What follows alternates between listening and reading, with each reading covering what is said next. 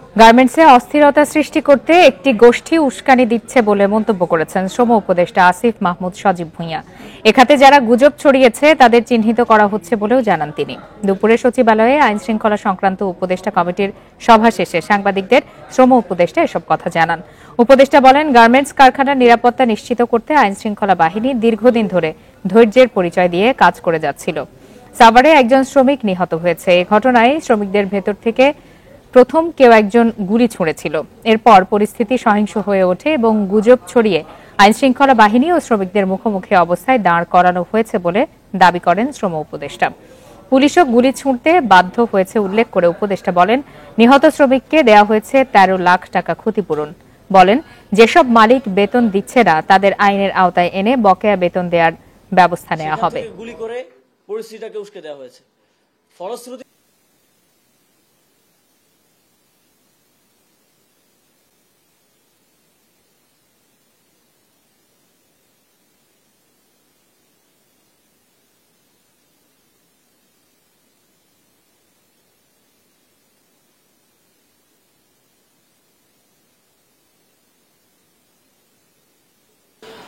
গতকালকের ঘটনাটা যেখানে সূত্রপাত হয় মূলত একটা গুজবের ভিত্তিতে সেটা সূত্রপাত হয়েছিল।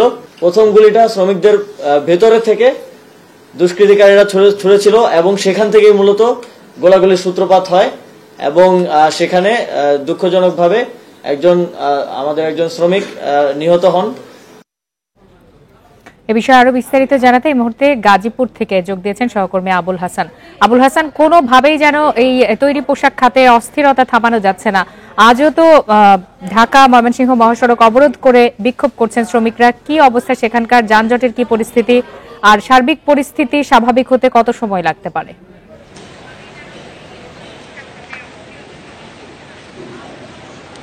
দেখুন, 7 ঘন্টা হয়ে গেছে ঢাকা ময়মনসিংহ মহাসড়ক কিন্তু যান চলাচল বন্ধ রয়েছে। এতে যোগাযোগ ব্যবস্থা স্থবির এবং এখানে যারা সাধারণ মানুষ তাদের দুর্ভোগ কিন্তু চরমে রয়েছে।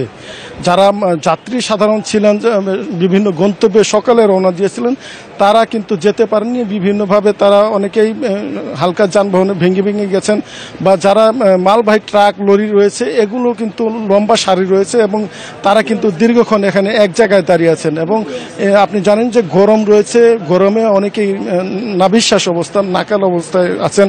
বিশেষ করে যারা নারী এবং শিশু তারা কিন্তু অনেকে পায়ে হেঁটে আমরা দেখেছি দীর্ঘ পথ পাড়ি দিতে। এবং এখানে মূল যে সমস্যাটি হয়েছে, এখানে অ্যাপারেল প্লাস নামে একটি কারখানার 1700 শ্রমিক আছে। তাদের দাবি হচ্ছে যে এখানে 3 মাসের বকেয়া বেতন তারা পান এবং সাধারণ শ্রমিক যারা আছেন তাদের 1 মাসের এবং স্টাফ যারা আছেন তাদের 3 মাসের বেতন বকেয়া রয়েছে। এই দাবির যারা বেতনের দাবিতেই মূলত আজকে তারা সড়কে নেমে এসেছেন এবং তারা আন্দোলন চালিয়ে যাচ্ছেন। এবং শ্রমিকদের সঙ্গে আমি কথা বলছিলাম, তারা যেটি বলছেন যে 3 মাসের বকেয়া বেতন থাকায় তাদের মানবতর জীবনযাপন করতে তারা বাধ্য হচ্ছেন। ফলে তাদের দাবি যৌক্তিক। আবুল হাসান, একটু জানতে চাই, 7 ঘন্টার মতো হয়ে গেছে ঢাকা ময়মনসিংহের মতো মহাসড়ক অবরুদ্ধ অবস্থায় রয়েছে। সেক্ষেত্রে স্থানীয় প্রশাসন বা আইন শৃঙ্খলা বাহিনীর কারো পক্ষ থেকে কি শ্রমিকদেরকে সরিয়ে নিতে কোনো ধরনের উদ্যোগ নেওয়া হয়েছে?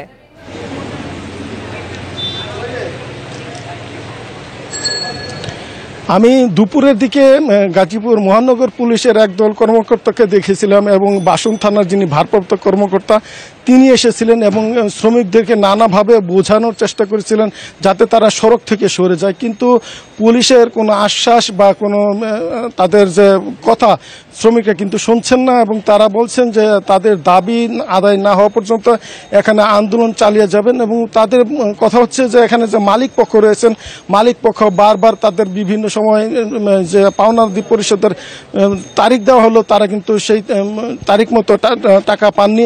এবং আপনি জানেন যে যে কারখানাটি আন্দোলন হচ্ছে এই কারখানাটি শ্রম আইন অনুযায়ী মালিক পক্ষ বন্ধ ঘোষণা করেছে। ফলে শ্রমিকরা কিন্তু বলছেন যে তাদের যে দাবি দেওয়া বেতন আদি এগুলো নিয়ে তারা অনিশ্চয়তার মধ্যে পড়েছেন। যদি মালিক পক্ষের কেউ এখানে এসে তাদেরকে আশ্বস্ত করেন বেতন ভাতা দেওয়ার ব্যাপারে, তাহলেই তারা কেবলমাত্র আন্দোলন থেকে সরে যাবেন। অন্যথায় তাদের প্রশাসনের কোনো কথা আসলে এখানে শ্রমিকরা শুনছেন না এবং উত্তেজিত শ্রমিকরা কিন্তু এখনো মহাসড়ক অবরোধ করে রেখেছে। গাজীপুর থেকে জানাচ্ছিলেন সহকর্মী আবুল হাসান।